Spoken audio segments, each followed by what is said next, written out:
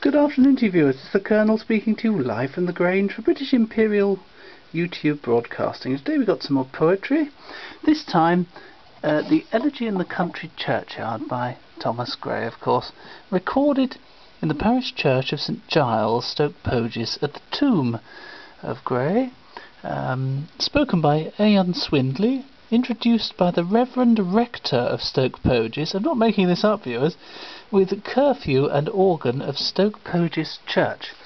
Here we go, I shall turn over halfway through.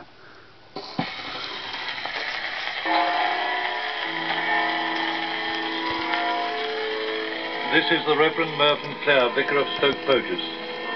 It is the hour of curfew. Even amid the hurly-burly of our present-day existence, it is not difficult to imagine the conditions of repose and tranquility which inspired the poet some 200 years ago to write what may justly be considered one of his most beautiful poems in our language. Here at the tomb of Thomas Gray, Mr. Swinley will recite the immortal elegy. The curfew tolls the knell of parting day. The lowing herd winds slowly o'er the lea.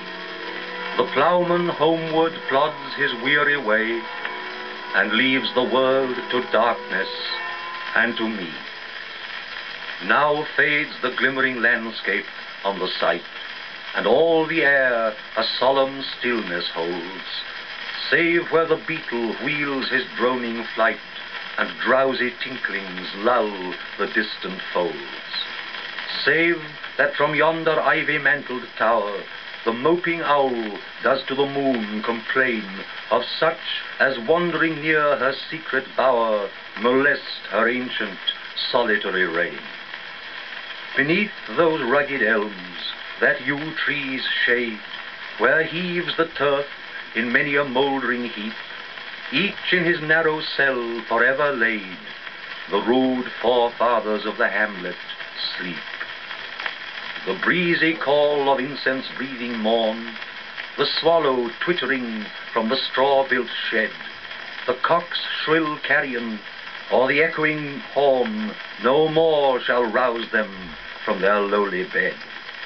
For them no more the blazing hearth shall burn, or busy housewife ply her evening care. No children run to lisp their sire's return, or climb his knees the envied kiss to share. Oft did the harvest to their sickle yield, their furrow oft the stubborn glebe has broke. How jocund did they drive their team afield, how bowed the woods beneath their sturdy stroke.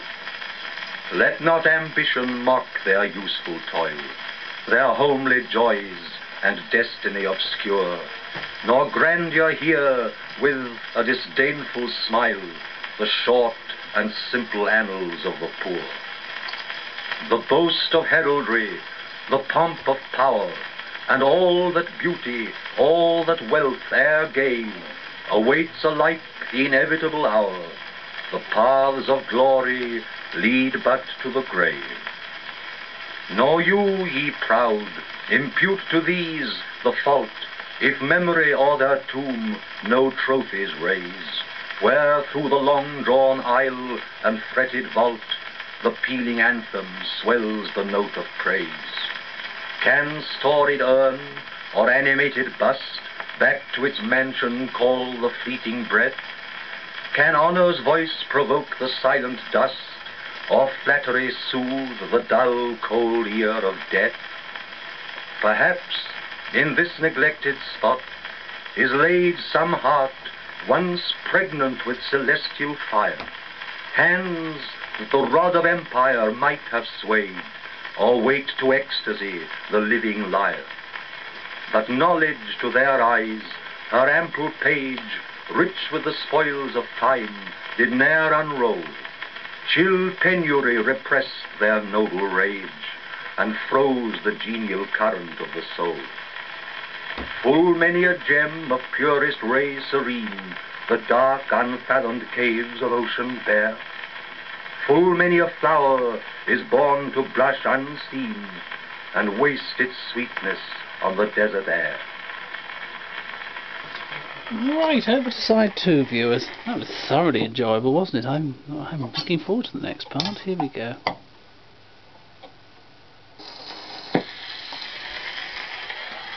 Some village Hampton, that with dauntless breast the little tyrant of his fields withstood, some mute inglorious Milton here may rest, some Cromwell guiltless of his country's blood. The applause of listening senates to command, the threats of pain and ruin to despise, to scatter plenty o'er a smiling land, and read their history in a nation's eyes, their lot forbade. Nor circumscribed alone their growing virtues, but their crimes confined, forbade to wade through slaughter to a throne, and shut the gates of mercy on mankind. The struggling pangs of conscious truth to hide, to quench the blushes of ingenuous shame, or heap the shrine of luxury and pride with incense kindled at the muse's flame. Far from the madding crowd's ignoble strife, their sober wishes never learned to stray. Along the cool, sequestered vale of life, they kept the noiseless tenor of their way. Yet e'en these bones from insult to protect, some frail memorial still erected nigh, with uncouth rhymes and shapeless sculpture decked, implores the passing tribute of a sigh.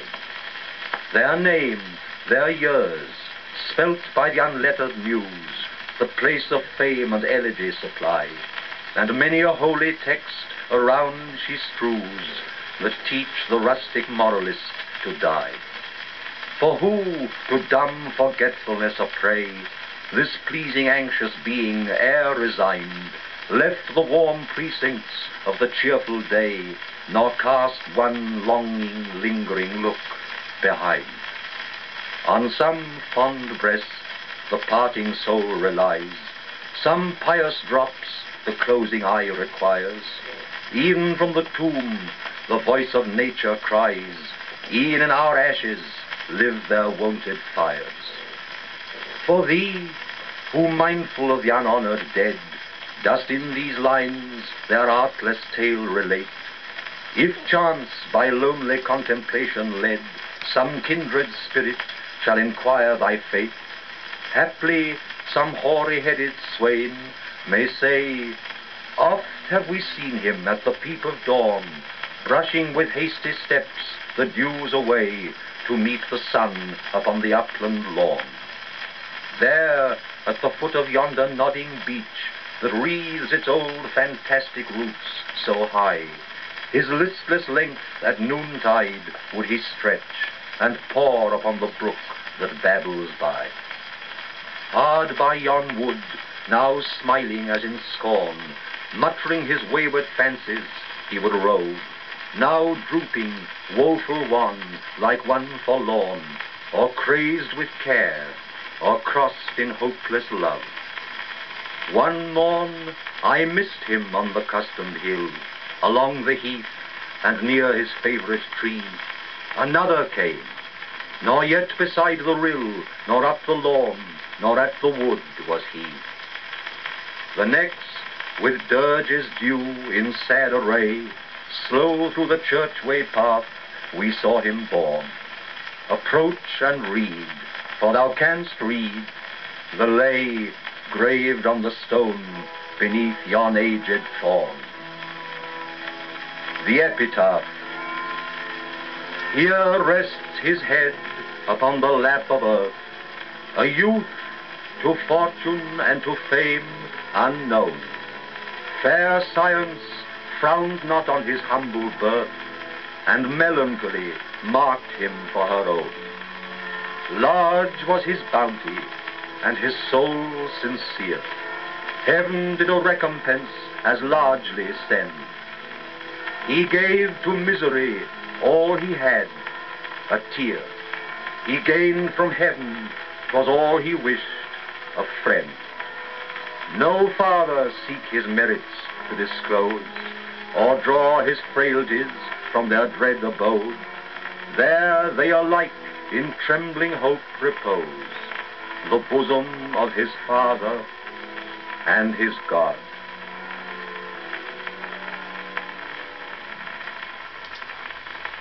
Well, absolutely wonderful, viewers. I thoroughly enjoyed that. Hope you did too. Thank you, viewers, and goodbye.